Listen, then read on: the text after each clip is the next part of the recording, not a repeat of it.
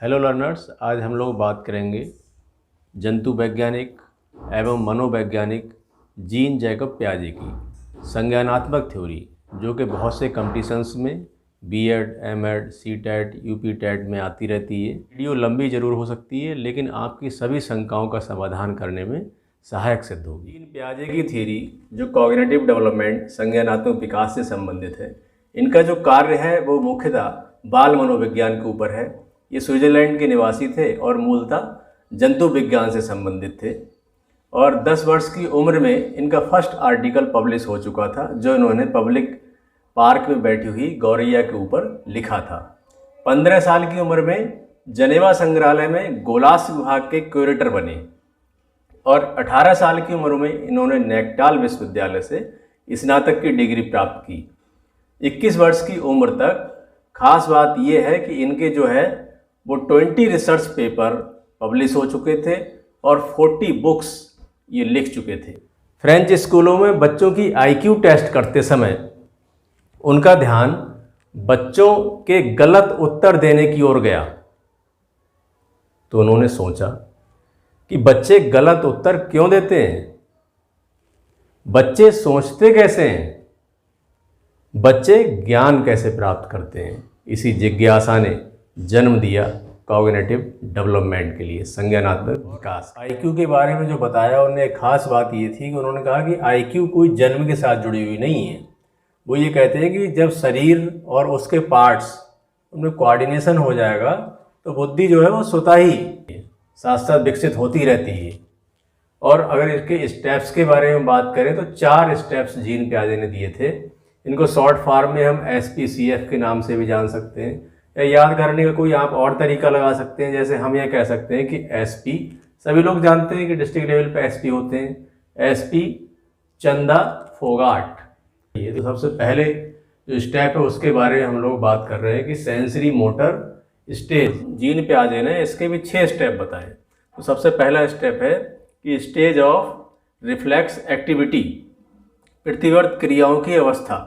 ये अवस्था जन्म से लेकर 30 दिन तक पियाजे ने बताई है और इसमें जो मोस्टली जो कार्य करता है बच्चा, वो सकिंग करता है, चूसने का काम करता है, चूस कर हर चीज़ का स्टडी करता है। कोई भी चीज़ होती है उसको वो मुंह में ले लेता है। दूसरी स्टेज है stage of primary circular reactions, प्रमुख वृत्तीय प्रतिक्रियाओं की अवस्था। ये 1 से 4 माह तक चलती है।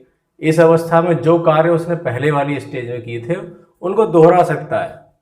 तीसरी है stage of secondary circular reactions, गौड़ वृत्तीय प्रतिक्रियाओं की अवस्था। ये 4 से 8 माह तक चलती रहती है। इसमें क्या करता है कि हर चीज़ को, वस्तुओं को जो है उलट पलट कर देखता है, हर चीज़ को मैनिपुलेट कर देगा, उसके लिए तोड़ मरोड़ के देखेगा, छू के देखेगा, उसके लिए कि टच करेगा कि ये क्या है, मान लो ये है तो इसको छुएगा। फिर जो रोचक रेस्पॉन्स हैं, जिन्हें मज़ा आता है, उनके लिए खूब करता है, खूब रेस्पॉन्स देता है, जिन्हें मनोरंजन होता है। अगली स्टेज है stage of coordination of secondary schemata, कि इसमें जो बच्चा है, जैसे पहले कहा गया था कि खिलौना चिड़िया ले गई, कौवा ले गया, लेकिन इस स्टेज में वो अब खोज जारी कर देता है, इधर उधर ढूंढने लगता है कि कहाँ गई वो चीज़, है कहाँ पे, और जनरलाइजेशन कर देता है। उस चीज़ को ढूंढ लेगा कि हाँ ये यहाँ पे छुपाई गई है, जो पूर्व परिस्थिति का नई परिस्थिति में जनरलाइजेशन कर देता है। अगली जो स्टेज है stage of tertiary circular reaction, तृतीय वृत्तीय प्रतिक्रियाओं की अवस्था। ये अवस्था 12 से 18 महीने तक चलती है और इसमें बच्चा कोई भी चीज़ है उसको नीचे गिराने में बड़ा मज़ा आता है। नीचे गिराएगा, फिर मज़ा लेगा उसमें और फिर एक्सपेरिमेंट करता है, ट्रायल एंड एरर करेगा, किसी चीज़ को खोलेगा, बांधेगा, फिर गलती करेगा, फिर अभ्यास करता रहेगा। जिज्ञासा, जो क्यूरियोसिटी है, इस समय बहुत ज़्यादा होती है बच्चे के अंदर। नेक्स्ट और लास्ट स्टेज जो है stage of the invention of new means through mental combination. जो चीज़ नहीं है अब वो मान लेता है कि हाँ वो चीज़ अब यहाँ से हटा दी गई है। ऐसा नहीं है कि कौवा लेके चला गया, अब उसने मान लिया, एग्जिस्ट को स्वीकार करता है, अस्तित्व की कोई चीज़ है और कोई चीज़ नहीं है।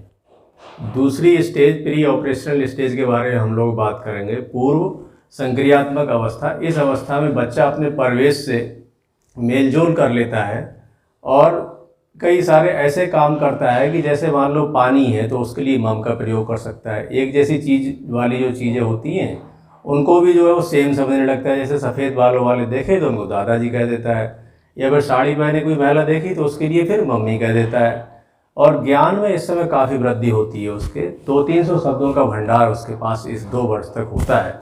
बड़े बुजुर्गों के संग रहता है, उनसे मेल जोल करता है, उनसे कहानियाँ सुनता है, कलेक्टिव मोनोलॉग भी उसके पास होता है। किसी और की प्रतीक्षा किए बिना वो अपने बोलता रहता है। गिलास 2 दिए जाए, एक चौड़ा गिलास एक पतला गिलास दिया जाए तो वो जो है पीने के लिए, दूध पीने के लिए, पानी पीने के लिए वो पतले वाले को उठाएगा। वो समझता है कि इसमें ज़्यादा है, मात्रा जो है इसकी वो ज़्यादा है। लेकिन फिर भी हम कह सकते हैं कि इसमें तर्क की क्षमता तो इस अवस्था में कम होती है, लेकिन बहुत बड़ा काम करता है कि सृजनात्मक कार्य करता है, क्रिएट करता है।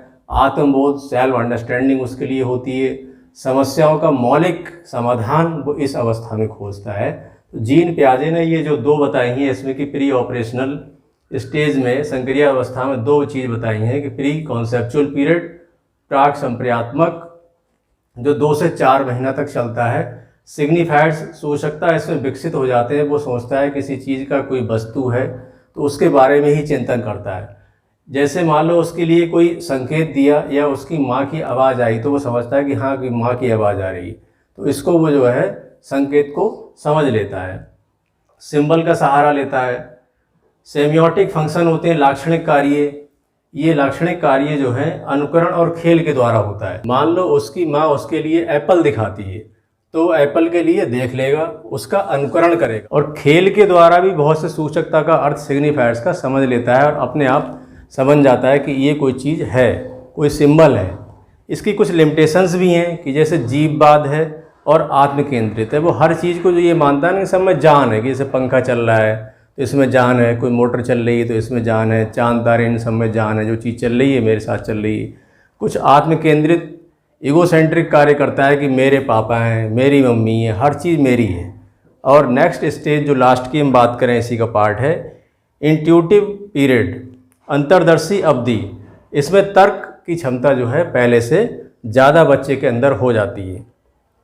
जोड़ना, घटाना, ये सब गुणा भाग वो सब कर लेता है, लेकिन पलटावी रिवर्सिबल गुण नहीं होता है। जैसे कि 2 × 2 = 4 तो वो जानता है, लेकिन 4 को 2 से जब भाग देंगे तो आंसर 2 आएगा। तो ये उसके पीछे छुपा हुआ सिद्धांत है, इसकी जानकारी उसके लिए नहीं होती है। थर्ड स्टेज के बारे में हम लोग बात करेंगे, कॉन्क्रीट ऑपरेशन, ठोस संक्रिया की अवस्था। इसमें कोई चीज़ अगर उसको दिखाई जाती है, अगर ठोस रूप में दिखाई जाएगी, जैसे मान लो ये अमरूद है तो उसको दिखाया जा रहा है कि अमरूद है, ये एप्पल है तो उसे पता है कि ये एप्पल है, ठोस रूप में दिखाया जा रहा है। सिर्फ हवा में बात करें, उसने कभी एप्पल देखा ही ना हो कि एक एप्पल होता है, तो उसका चिंतन नहीं कर पाता है। और मेंटल ऑपरेशंस के द्वारा बहुत सारी प्रॉब्लम्स हैं उनका वो समाधान करता है, वो मानसिक क्रियाओं के द्वारा समाधान करता है। हाँ, कोई चीज़ अगर सिर्फ शाब्दिक कही जाएगी तो उसकी समझ में नहीं आती है ज़्यादा। आप ठोस रूप में दिखा दो, ऐसे ये दिखाए कि ये छोटा है, ये बड़ा है, तो ये वो देख के बता सकता है कि इसमें सबसे बड़ा क्या है। लेकिन अगर हम ये कहें, शब्दों में बोलें अपने, कि चंदा दीक्षा से बड़ी है, दीक्षा बड़ी है श्याम से, तो सबसे बड़ा कौन है? तो इसमें उसके लिए दिक्कत हो सकती है, क्योंकि अभी अमूर्त चिंतन उसके पास में बहुत कम है, नहीं है। तो ठोस रूप में उसके लिए कोई चीज़ हम दिखा सकते हैं। वो कई चीज़ों को क्लासीफाई कर सकता है।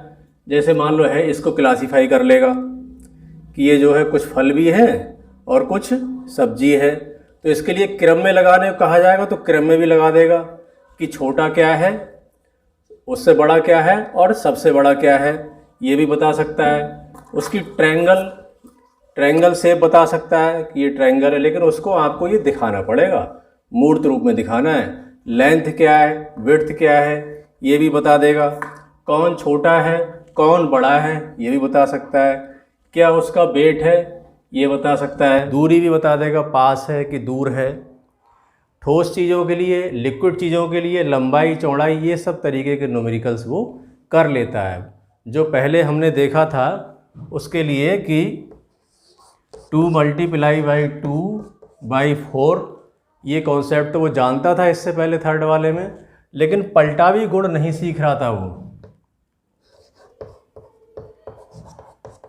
कि इसके पीछे क्या सिद्धांत है। अब वो इस सिद्धांत को भी सीख जाता है, पलटावी गुण के लिए वो सीख जाता है। एक सब्जी है, ये फल है, ये भी बता सकता है उनके लिए। लास्ट जो स्टेज है फॉर्मल ऑपरेशनल स्टेज, औपचारिक संक्रिय अवस्था। इस अवस्था में किशोरों के लिए की जो शिक्षा व्यवस्था की जाए वो उच्च स्तर की होनी चाहिए, क्योंकि इस समय जो शिक्षा प्राप्त करेंगे वही शिक्षा का प्रभाव उनके पूरे जीवन पे पड़े। टीचर को हमेशा उसकी हेल्प नहीं करना है, उसके लिए खुद ही अपने पैरों पे खड़े होने दो, क्योंकि शरीर का और उसके पार्ट्स का अब कोऑर्डिनेशन हो चुका है तो बुद्धि का विकास होता हो जाएगा। उसको हर स्टेप पे आप उसकी हेल्प नहीं करेंगे, हाँ बच्चे के लिए सुविधा जरूर प्रदान करेंगे। और जो सोच होती है वो बहुत वस्तुनिष्ठ होती है कि पिन द पॉइंट सोचता है, सब्जेक्टिव नहीं है, एकदम पिन पॉइंट कि इसका सलूशन निकलेगा, इसमें रिलायबल होगी, वो वैलिड होगी उसकी जो सोच होगी। हाइपोथेटिकल काल्पनिक सोच के द्वारा भी समस्या का समाधान कर देता है। अब ये नहीं कि उसके लिए कोई चीज़ दिखाई जाए, वो अपने मन में सोच के भी उसका समाधान कर सकता है। उसके लिए कोई ठोस आइटम की अब ज़रूरत नहीं है, अब एप्पल या फिर अमरूद ये दिखाने की ज़रूरत नहीं है, वो ऐसे ही अपने आप उसको इमेजिन करके प्रॉब्लम को सॉल्व कर सकता है। जैसे मान लो ट्रायंगल के लिए है तो माना कि ABC एक ट्रायंगल है, तो उसके लिए ट्रायंगल बनाने की भी ज़रूरत नहीं है, वो समझ जाएगा और उसके लिए समस्या का समाधान कर लेगा। बच्चा रटने की बजाय वो उसको अंडरस्टैंड करता है, समझता है। अब उसके अंदर जो मेमोरी होती है वो अंडरस्टैंडिंग लेवल की होती है और आगे फिर वो धीरे धीरे रिफ्लेक्टिव लेवल में चेंज हो जाती है।